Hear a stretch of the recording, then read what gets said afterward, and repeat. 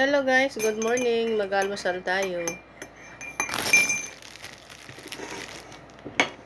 Parang wala akong trabaho ngayon kasi nagpipintura sa loob ng bahay. Hindi ako makapagtrabaho. So, ang ginawa ako, nagluto ako sa kusina. Puro naman gamit yung kusina. Puro tambak ng gamit. Doon nilagay yung ibang mga gamit para di mapinturahan.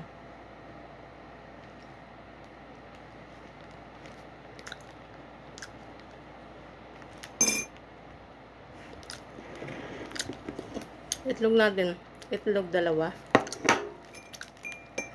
Tapos tinapay 3. Tapos kape. Yan ang almusal ko.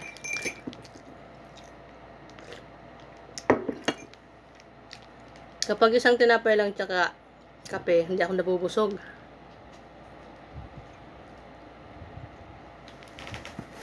Kasi yung pinapakain ko sa tiyan ko, mga dragon. Dragon yun. Sinisipa ako pag konti lang yung pinapakain ko sa kanila.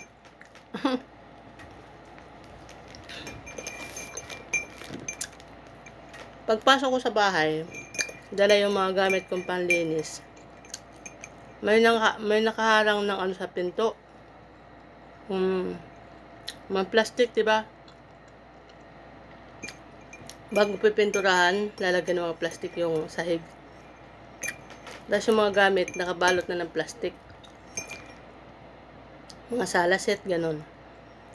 Tapos yung ibang mga gamit nasa kusina, kaya siksikan yung kusina, hindi ako makagalaw.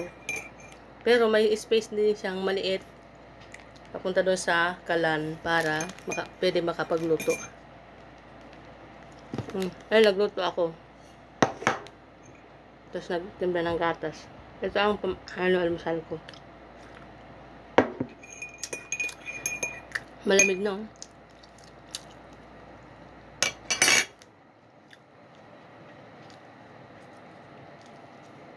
Tapos,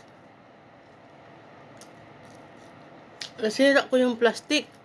Nung tinula ko yung pinto. Kasi hindi ko naman alam kung ando na sila yung magpipintura.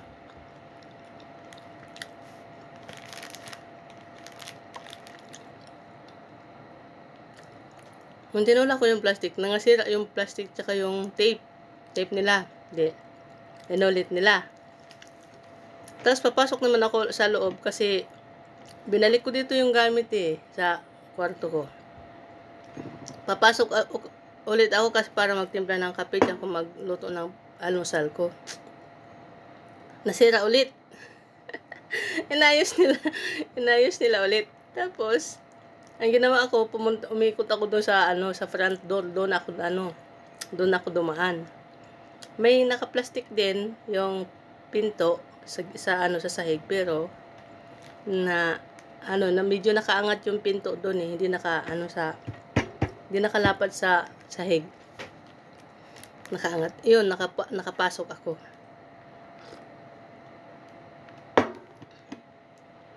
Tapos hinahanap ko yung mga amo ko, nasa taas, di sila nagbababaan kasi hindi bawal sila makita.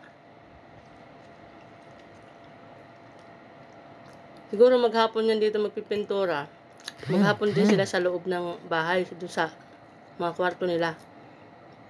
Mag-order na lang siguro sila ng mga pagkain nila. Hindi makapagluto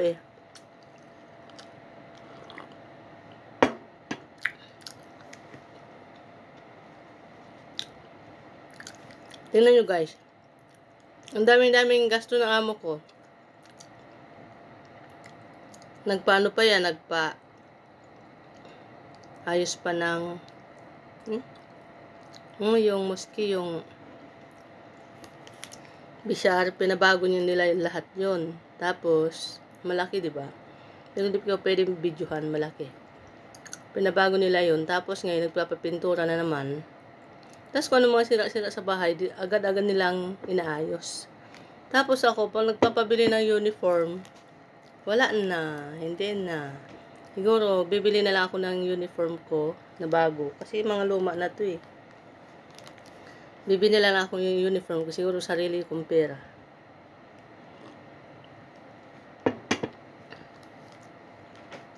Dati kasi, bago ako nabilhan ito, mga uniform kong ito, nakasimangot ako palagi.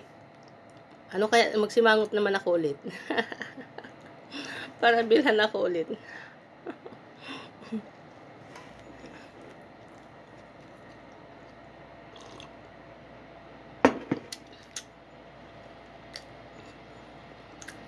Pero nung bumili sa akin yung amo ko ng uniform ko, 3 lang. Mayaman-yaman nila, 3 lang.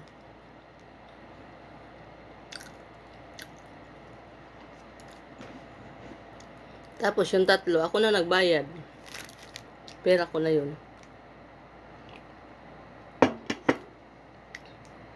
Hindi na sila tulad na dati na pag nagsabi ako na kailangan ko ng uniform, agad-agad sila. Yung una pa lang, agad-agad silang sabi ko, 3 lang yung uniform ko, hindi na pwedeng dagdagan yan. Bumili naman sila ulit. Tapos, kasi maninipis yun yung binibili nila. Nakikita yung ko, pag nagtalikod ako, nakikita yung panty ko, pag sinalamin ko, nakikita. Kasi ito hindi. Kasi makapal na to Ito. Kaya pala sabi ko, pag nagtatrabaho ako, tingin ng tingin sa amo ko. Yung lalaki tingin ng tingin sa sa likod ko, sa bandang puwit. Yung pala, nakikita yung panty ko. Kasi sobrang nipis ng ko, ng uniform ko. Nakikita kung anong kulay.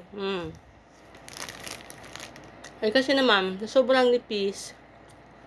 Kasi manipis din yung bayad.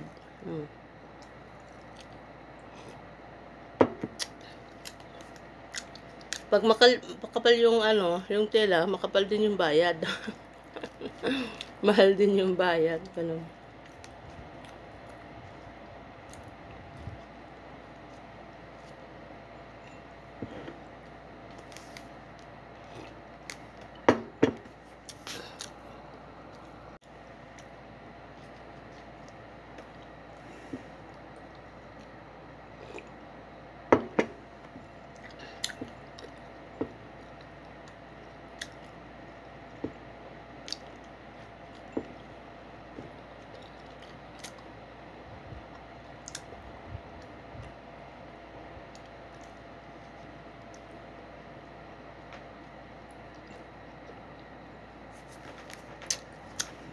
Tapos sinabi ko sa kanila yung tinanong ni amo kong babae yung presyo ng uniform ko.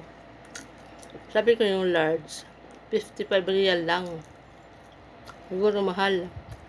Kasi mga nakaraan kong uniform,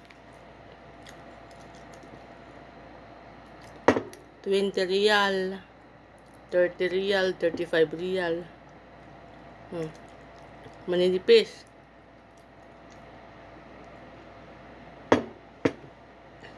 Ito kasi, 2 taon at kalahati na to.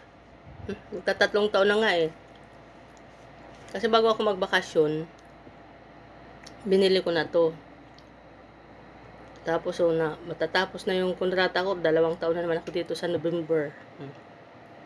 Bilis lang ng panahon.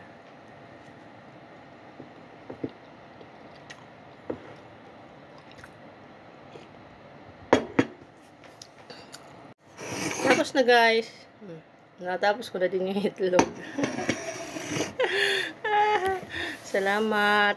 Salamat God sa lahat. Salamat guys sa kahit hindi masyadong magaganda yung aking mga upload, nanonood pa rin kayo. Maraming salamat. Kahit nilalangaw yung views ko, okay lang. Bye bye. Thank you.